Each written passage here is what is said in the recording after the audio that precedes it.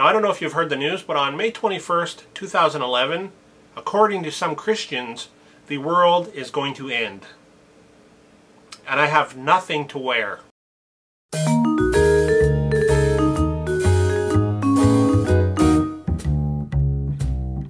So there's this guy named Harold Campings in the States, and he uses the Bible to calculate when he believes the end of the world is about to come. And according to his calculations, now apparently he's been wrong twice before, but according to his calculations, on May 21st, 2011, the world is going to come to an end. Actually, the world isn't going to come to an end.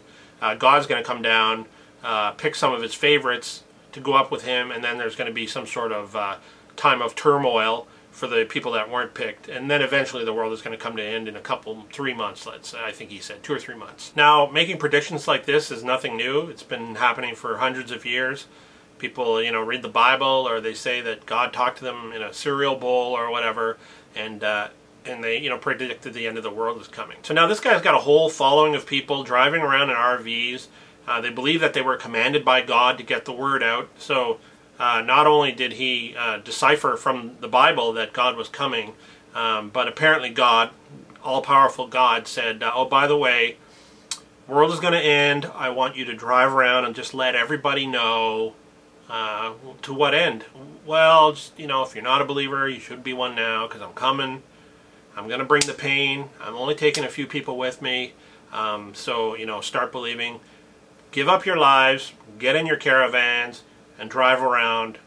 People will listen. So like I said, this guy claims that the believers will be taken up to heaven, and the non-believers will be left on earth for a period of torment, followed by the end of the world, a cataclysm, or whatever you want to call it. So that's really bad news if you're not a Christian. There's millions and maybe billions of people, trillions of people on the planet who aren't Christian, and if this guy's right, they're all screwed. Because it's one thing if you're an atheist like me, at least I could go up to this God that's going to appear and say, well, I didn't believe in you, but I didn't believe in anybody else either. If you walked up to me and you said, well, I was a Hindu for a while, then you're really in the bad books. You're not, you can't. I can grovel a little. You can't grovel at all. You're done.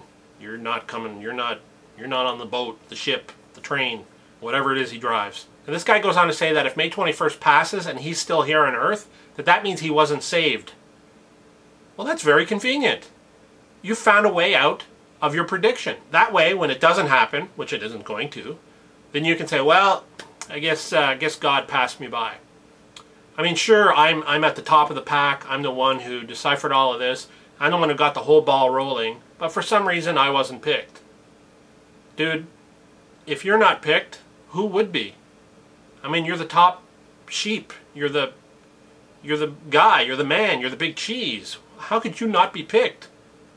It sounds to me like it's just an easy way for you to go, well, yeah, I guess it happened. I know there's got to be a few people missing somewhere, and I didn't get picked, so I'm expecting a cataclysm any minute now. So Christians have always believed that Jesus would return to Earth, and there's signs in the Bible and end times and all this other kind of stuff. And I have a real problem with people talking about it, and let me tell you why. I'm going to go back to a story that this is a story about me when I was a kid. I was 8 or 9 years old. And my parents went over to a neighbor's house, and I didn't know anything about politics or the world or any of that kind of stuff. And something was happening in the world that there was tension between the U.S. and Russia, I don't remember. But they started talking about nuclear war. And listening to them, I got the impression that there was somebody somewhere with their finger on a button, and all they had to do was press that button and my life would be over. And I remember one of my neighbors said, you know what, if a war does start, I want the first missile to hit my house, because people who survive wars after wars, they have a terrible life. And I remember sitting there thinking, I don't want it to hit your house, because your house is right beside my house, and I'm 9 years old. And it scared the hell out of me. And I walked around for 2 weeks wondering if the missiles were going to start flying anytime soon. I was frightened, genuinely frightened by it. And I brought it up later on in life, and I said to my parents, I said, that was extremely irresponsible of you guys to talk about that kind of stuff in front of me.